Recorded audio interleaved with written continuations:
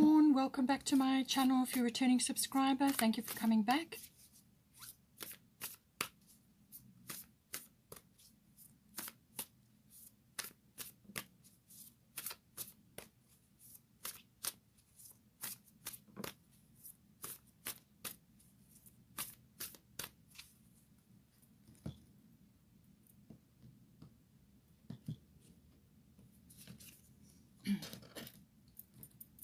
Luck is on your side.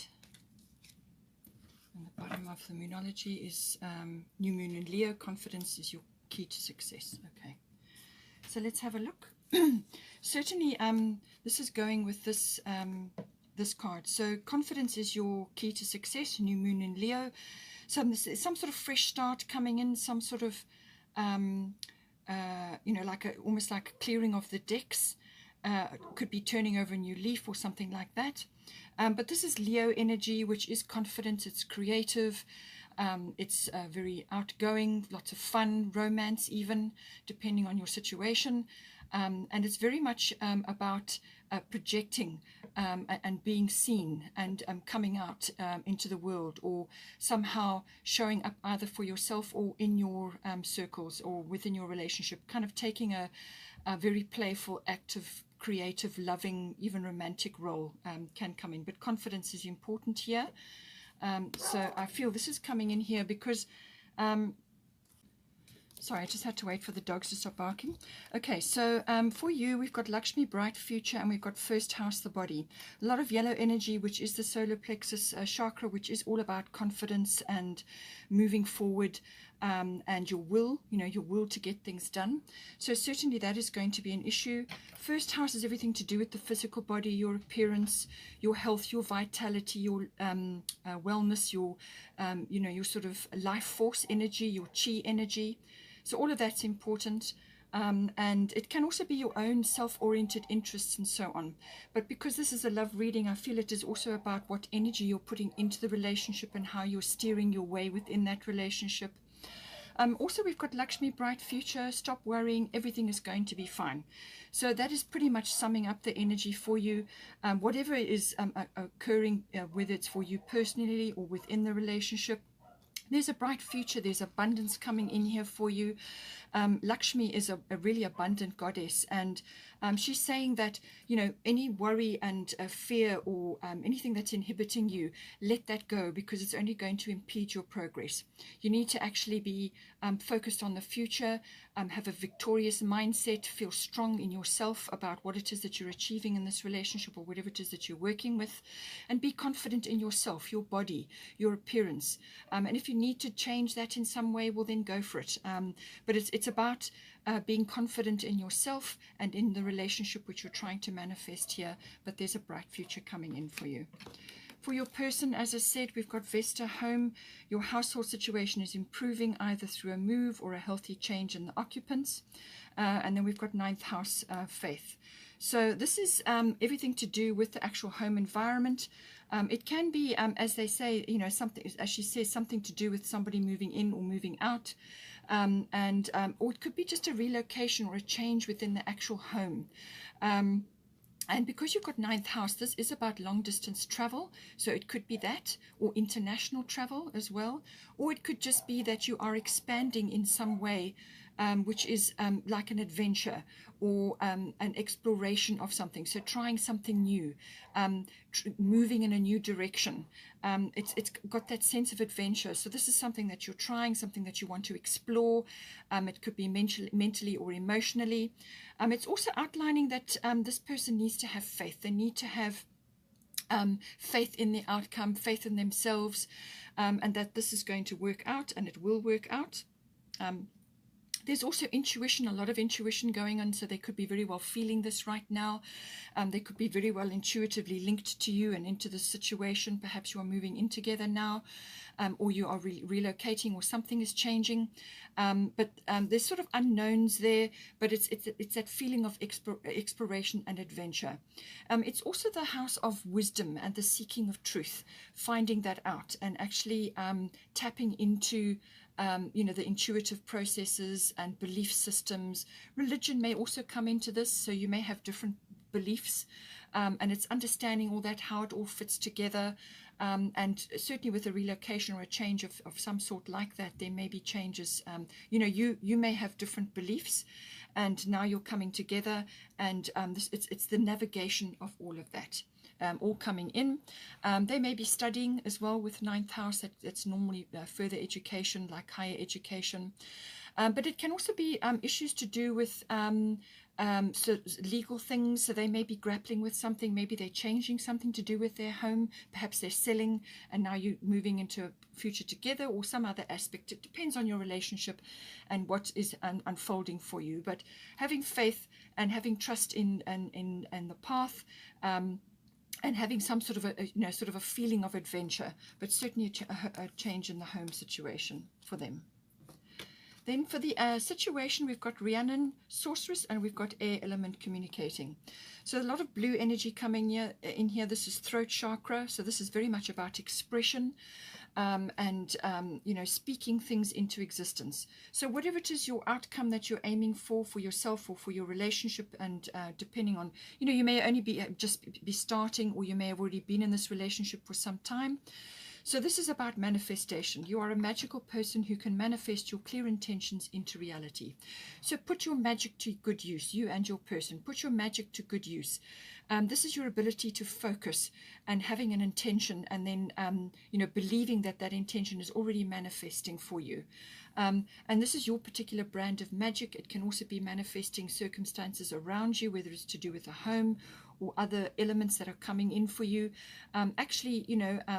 Having that faith and that intense belief, and then letting it go, letting the universe bring it to you. But it's also about speaking things into existence. Certainly with air element, that can be the case.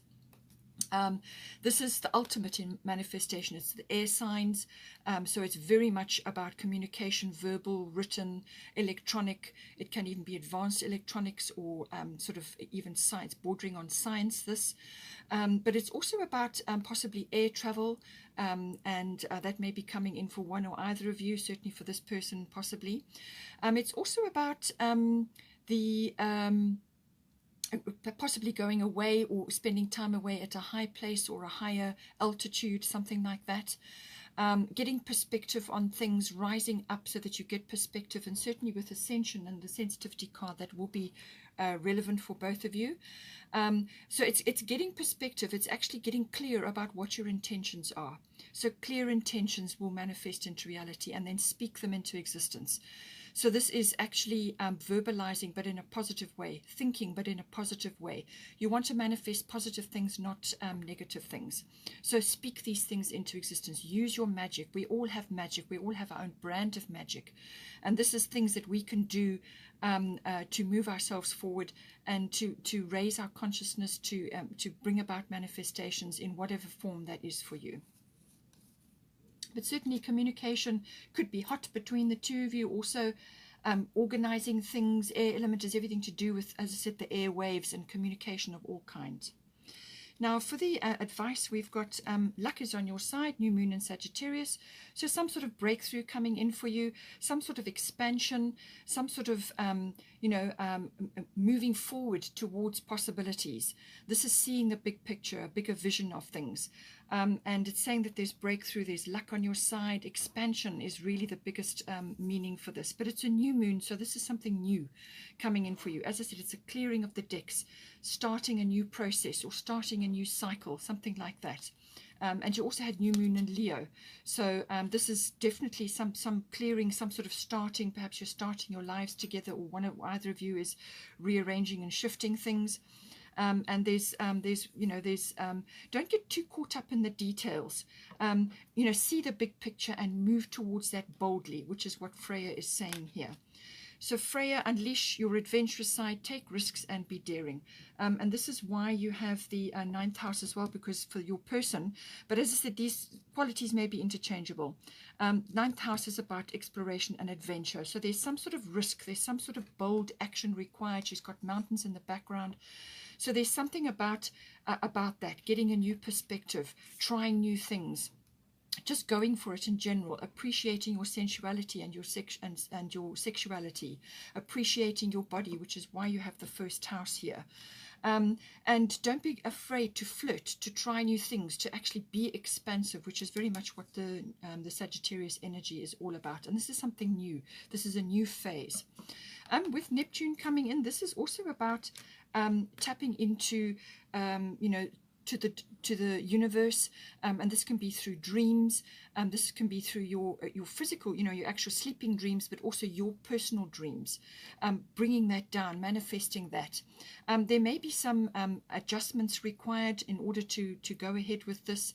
So some sort of adjustment. It could be some sort of ego change or ego adjustment. Either one of you may be involved with that. But it can also be that this is sort of tapping into imagination, inspiration. So follow what inspires you and what is really gets you fired up, what really fires up your imagination. But it's also a very feeling energy. It's about possibly spending time quietly contemplating, reflecting on certain things. You may have to help your person or assist your person in some way. You may have to devote some time towards them, or vice versa, or to the relationship. Just to to keep things keep the communication open and to move things forward, and not to get lost in the details, as I said, or too many confusing options and shifts and changes and things. Sometimes you can get a bit lost in the detail.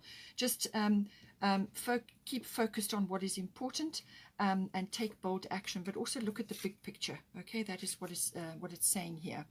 But there's certainly tapping into to the divine, but also to spirituality, whatever may be appropriate for you.